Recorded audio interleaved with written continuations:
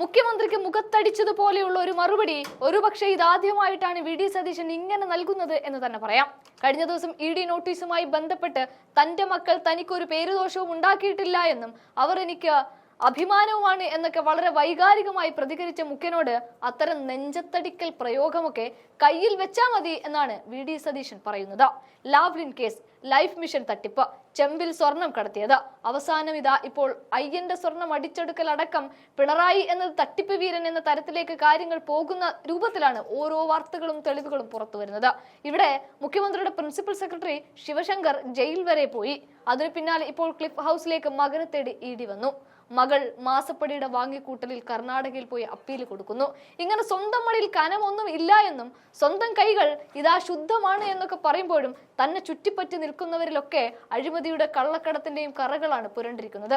അതുകൊണ്ടാണ് V D Satheesan മുന്നും പിന്നും നോക്കാതെ മുഖ്യനെതിരെ നെഞ്ചത്തടിക്കണ്ട, വൈകാരികമായി പ്രതികരിക്കണ്ട എന്നിങ്ങനെ പറയാനും കാരണം. എന്തായാലും ആ രംഗങ്ങൾ ഒന്ന് കാണാം. പ്രതികരിക്കരുത് എന്നാണ് അത് ഉദ്ദേശിക്കുന്നത്. ഞാൻ പറഞ്ഞതും നമ്മൾ കുറ്റപ്പെടുത്തിയൊന്നും പറഞ്ഞില്ലല്ലോ. മുഖ്യമന്ത്രി എന്താണ് സംഭവം എന്ന് വ്യക്തമാക്കണം. ലൈഫ് മിഷന്റെ കേസിലാണോ അല്ലെങ്കിൽ ലാവ്ലിൻ കേസിലാണോ, ഏത് കേസിലാണ്? കാരണം ഇ.ഡി. ആണ് കൺഫേം ചെയ്തത് ഇങ്ങനൊരു നോട്ടീസ് കൊടുക്കുന്നത്. എൻഫോഴ്സ്മെന്റ് ഡയറക്ടറേറ്റ് എന്ന് വെച്ചാൽ സെൻട്രൽ ഏജൻസിയാണ്. അവർ കേരളത്തിലെ മുഖ്യമന്ത്രിയുടെ മകന് ക്ലിഫ് ഹൗസിന്റെ അഡ്രസ്സിൽ ഒരു നോട്ടീസ് കൊടുത്തിട്ടുണ്ടെന്ന് അവരാണ് കൺഫേം ചെയ്തത്. അപ്പോൾ അത് എന്ത് കാര്യത്തിലാണെന്ന് മറുപടി പറയേണ്ട അദ്ദേഹമാണ്. അദ്ദേഹം വൈകാരികമായിട്ടല്ല പറയേണ്ടത്. അദ്ദേഹം വൈകാരികമായി പിന്നെ കുറേ കാര്യങ്ങളൊക്കെ അദ്ദേഹം പറഞ്ഞു. അതല്ല കേരളത്തിൽ കേൾക്കാൻ താല്പര്യം. എന്തിനാണ് അങ്ങനെയൊരു വന്നതെന്നാണ്. ഞാൻ വാർത്ത വരുമ്പോൾ ഞാൻ പ്രതികരിക്കണമല്ലോ. അതിനദ്ദേഹം നമ്മളെ പരിഹസിക്കുകയോ ഭീഷണിപ്പെടുത്തുകയോ ഒന്നും വേണ്ട. അതൊക്കെ എം.എ.ബിയുടെ അടുത്ത് മതി, എൻ്റെ അടുത്ത് വേണ്ട. അല്ല, എൻ്റെ അടുത്ത് വേണ്ട. അല്ല, അത് ഇ.ഡി. ആണ് വ്യക്തമാക്കേണ്ടത്. ഇ.ഡി. ഒരു നോട്ടീസ് കൊടുക്കാനുള്ള ഒരു പ്രൊസീജിയർ ഉണ്ട്. അത് എവിടെ വെച്ചാണ് ഇത് നിന്നുപോയത്? ഏത് സമ്മർദ്ദത്തിന്റെ അടിസ്ഥാനത്തിലാണ് നിന്നുപോയത്? ഏത് അന്തർധാരയുടെ അടിസ്ഥാനത്തിലാണ് നിന്നുപോയത്? എവിടെ വെച്ചാണ് ഈ അന്വേഷണം വേണ്ട എന്ന് തീരുമാനിച്ചത്? ഏത് സ്റ്റെപ്പിലാണ്? ഞാൻ അറിയാൻ കഴിഞ്ഞത് മുകളിൽ നിന്ന് ഇ.ഡിക്ക് നിർദ്ദേശം വന്നു, ഇനി അതുമായി പ്രൊസീഡ് ചെയ്യണ്ട എന്നാണ് ഇൻഫോർമലായി ഞാൻ അറിഞ്ഞത്. ശരിയാണോ എന്ന് എനിക്കറിയില്ല. അത് ഇ.ഡി. ആണ് വ്യക്തമാക്കേണ്ടത്. ഏത് ഘട്ടത്തിലാണ് ഈ ഒരു നോട്ടീസ് കൊടുത്താലുള്ളൊരു പ്രൊസീജിയർ ഫോർമാലിറ്റീസ് ഉണ്ട്. അത് നിർവഹിക്കാതെ അവിടെ വെച്ച് നിർത്താൻ എവിടെ നിന്നാണ് സമ്മർദ്ദം ഉണ്ടായത്? ഇ.ഡിയുടെ മേലുദ്യോഗസ്ഥന്മാരാണോ, രാഷ്ട്രീയ നേതൃത്വമാണോ, ആരിടപെട്ടിട്ടാണോ അത് ഇല്ലാതാക്കിയെന്നുള്ളൊരു ദുരൂഹതയുണ്ട് ഈ കേസിൽ. ഒരു ദുരൂഹത. ബാക്കിയുള്ളവർക്ക് നോട്ടീസ് അയക്കുന്ന പോലെ അല്ല. ആ ദുരൂഹത വ്യക്തമാക്കണം. മുഖ്യമന്ത്രി വ്യക്തമാക്കില്ല എന്ന് മനസ്സിലായി നമുക്ക്. അദ്ദേഹം ഇതൊഴിച്ച് ബാക്കി എല്ലാത്തിനും മറുപടി പറയും. ഇനി മറുപടി പറയേണ്ടത് ഇ.ഡിയാണ്. ഇ.ഡി പറയണം. അല്ല, അവർ എന്തുകൂടാലോചനയത്? ഇ.ഡി 2023 നോട്ടീസ് അയച്ച കാര്യം ഇ.ഡിയുടെ വെബ്സൈറ്റിൽ തന്നെ കിടക്കുന്നത്. ആ കാര്യം ഇപ്പോഴാണ് സാധാരണക്കാരാക്കുന്നത്. നമ്മുടെ ജോലി എല്ലാ ദിവസവും രാവിലെ ഇ.ഡിയുടെ വെബ്സൈറ്റ് എടുത്ത് നോക്കലല്ലോ. മാധ്യമപ്രവർത്തകരായ ആരും അതറിഞ്ഞ് അവർ ആ വാർത്ത അവർ പുറത്തു കൊണ്ടുവന്നു. ഇ.ഡി ഇങ്ങനെ നോട്ടീസ് അയച്ചിരുന്നത് മനോരമയിലാണ് ആദ്യത്തെ വാർത്ത വന്നത്. പിന്നീട് ബാക്കി മാധ്യമങ്ങളിലും അവിടെ അന്വേഷിച്ചറിഞ്ഞു അത് ഇ.ഡിയുടെ വെബ്സൈറ്റിൽ കിടക്കുന്ന ഒരു നോട്ടീസാണ്. അതിന് എന്ത് കൂടാലോചന? പിന്നെ ആരോ ഒരാൾ ബോംബ് പൊട്ടുമെന്ന് പറഞ്ഞു. ഞാൻ ബോംബ് പൊട്ടുമെന്നൊന്നും പറഞ്ഞിട്ടില്ല. ഞാൻ CPM സൂക്ഷിച്ചിരിക്കണമെന്നു. നിങ്ങൾ എൻ്റെ വാക്കുകൾ വേണമെങ്കിൽ നിങ്ങളുടെ എല്ലാം സ്റ്റുഡിയോയിലുണ്ടാവുമല്ലോ. ബോംബെന്നൊന്നും ഞാൻ പറഞ്ഞില്ല. CPM സൂക്ഷിച്ചിരുന്നു എന്ന് ഞാൻ പറഞ്ഞു. പല സാധനങ്ങളും വരുമെന്ന് പറഞ്ഞു. അതല്ല, ഒന്നല്ലല്ലോ എന്തെല്ലാം കാര്യങ്ങൾ ഇപ്പോൾ പുറത്തു വന്നുകൊണ്ടിരിക്കണം. അയ്യപ്പൻ്റെ ദ്വാരപാലക ചിലപ്പോൾ കോടീശ്വരന് വിറ്റടക്കം പുറത്തു വന്നില്ലേ? ഞാൻ പറഞ്ഞിട്ടുണ്ട്. ഇനിയും കുറേ കാര്യങ്ങൾ വരും.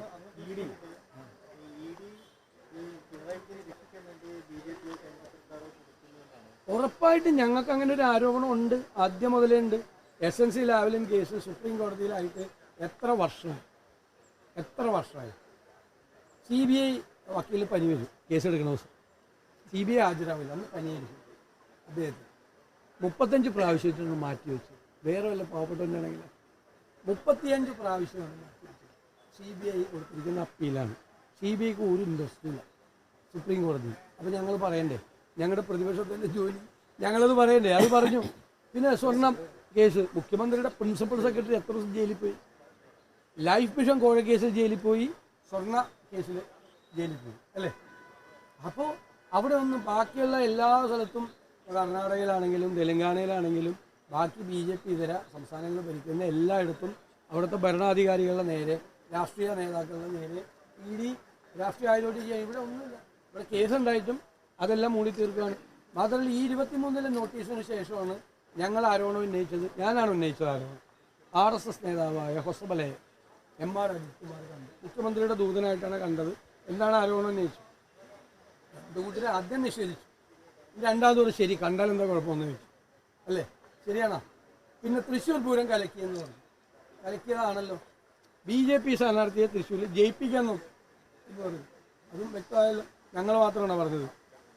തോറ്റ സ്ഥാനാർത്ഥി CPIയുടെ സ്ഥാനാർത്ഥി VS സുനിൽകുമാർ വരെ പറഞ്ഞു. ഇവർ തമ്മിലൊരു അൺഹോളി നെക്സസ്, അവിശുദ്ധമായൊരു ബാന്ധവം പിണറായി സർക്കാരും അല്ലെങ്കിൽ പിണറായി വിജയനും BJP ദേശീയ നേതൃത്വമായിട്ടുണ്ട്. അതിൻ്റെ ഇടയിൽ അദ്ദേഹം റിവ്യൂ ചെയ്ത് ഇങ്ങനെ സന്ദർശിച്ചുകൊണ്ടിരിക്കും പ്രധാനപ്പെട്ട ആളുകൾ. എന്തെങ്കിലും പ്രശ്നമുണ്ടാകുമ്പോൾ ആ ബാന്ധവം കേരളത്തിൽ നിലനിൽക്കുന്നുണ്ട്.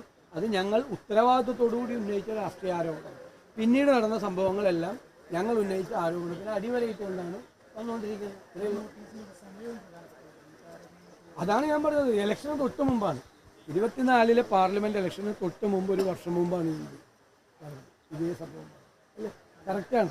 അപ്പം ഞങ്ങളന്ന് പറഞ്ഞ് ED പിടി മുറുക്കുന്നു എന്നൊക്കെ പറഞ്ഞ് നിങ്ങൾ വാർത്ത കൊടുക്കും. ആ വാർത്തയിൽ കാര്യമില്ല. CPM നേതാക്കന്മാരുടെ കഴുത്തിലാണ് പിടിമുറുക്കുന്നത് തൃശ്ശൂർ ജയിക്കാൻ വേണ്ടിയിട്ട് എന്ന് പാർലമെന്റ് ഇലക്ഷന് മുമ്പ് നിങ്ങളോട് പറഞ്ഞ ആളാണ്. ഓർമ്മയുണ്ടല്ലോ? ആ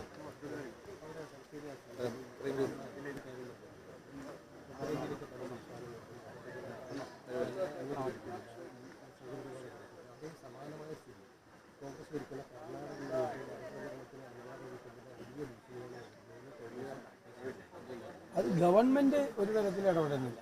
ഗവൺമെന്റ് അവിടെ BJPയുടെ നേതൃത്വത്തിലുള്ള വലിയ സമ്മർദ്ദം അവിടെയുണ്ട്. അവിടെ കൺവേർഷൻ ബില്ലുണ്ടായിരുന്നു, പിന്നെ ഒരു ആക്ട് ഉണ്ടായിരുന്നു BJP കാലത്ത് കൊണ്ടുവന്ന ആൻറ്റി കൺവേർഷൻ ആക്ട്. തെരഞ്ഞെടുപ്പ് കാലത്ത് ഞങ്ങൾ കേരളത്തിൽ നിന്നുള്ളൊരു സെറ്റുണ്ടായിരുന്നു. ഞങ്ങൾ ആണ് ദേശീയ നേതൃത്വമായിട്ടും കർണാടകത്തിലെ നേതൃത്വമായിട്ടും സംസാരിച്ചിട്ട് കർണാടക ഗവൺമെൻറ് കോൺഗ്രസ് വന്നാൽ അത് പിൻവലിക്കുന്നതാണ്.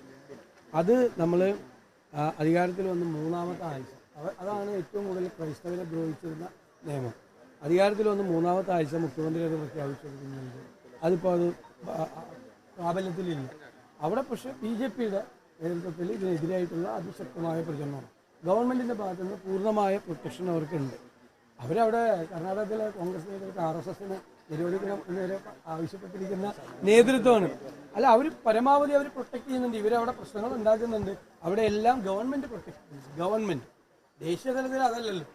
ഏതെങ്കിലും സ്ഥലത്ത് ക്രൈസ്തവർക്കോ പുരോഹിതർക്കോ കന്യാസ്ത്രീമാർക്കോ അടികൊണ്ടെന്നും പറഞ്ഞ് പരാതിയായി ചെന്ന് പോലീസ് സ്റ്റേഷനിൽ ചെന്നാൽ അവർ പ്രതിയായിട്ട് ജയിലിൽ പോകും. അതാണ്.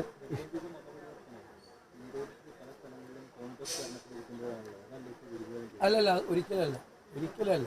നിർബന്ധിത പരിവർത്തനം പാടില്ലല്ലോ. നിർബന്ധിത പരിവർത്തനം പാടില്ല. ഇപ്പോൾ ഉള്ളത് പ്രശ്നം അതല്ല. ഇപ്പോൾ ഇവരെ ആക്രമിച്ചാൽ, പള്ളിയെ ആക്രമിച്ചാൽ, കൂട്ടായ്മകൾ, പ്രാർത്ഥനാ കൂട്ടായ്മകൾ ആക്രമിച്ചാൽ, അപ്പോൾ പരാതിയുമായിട്ട് ചെന്ന് കഴിഞ്ഞാൽ ഈ നിയമം അനുസരിച്ച് ഇവർക്കെതിരെ കേസെടുക്കുക. മനസ്സിലായി? നിങ്ങൾ ബാക്കിയുള്ള 2 പുരോഹിതന്മാരെ കണ്ടില്ല. കോൺഗ്രസ് ഭരിച്ചിരുന്നപ്പോൾ ഇങ്ങനത്തെ വാർത്ത പോലും നിങ്ങൾ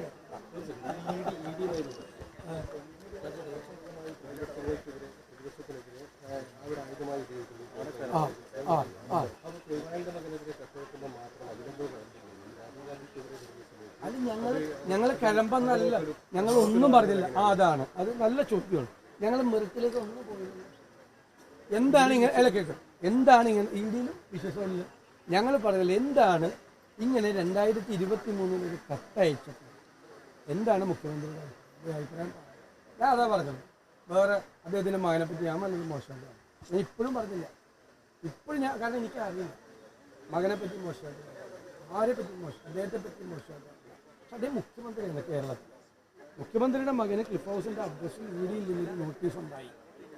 പിന്നെ അതിൻ്റെ പ്രൊസീജിയർ ഒന്നും ഉണ്ടായി. അത് EDയും സംശയദൃഷ്ടിയിലാണ്. അല്ല EDയും സംശയദൃഷ്ടിയിലാണ്, അവരും സംശയദൃഷ്ടിയിലാണ്. എന്താണ് ഇവർ രണ്ടുപേരും കൂടി മൂടി വെച്ചാൽ?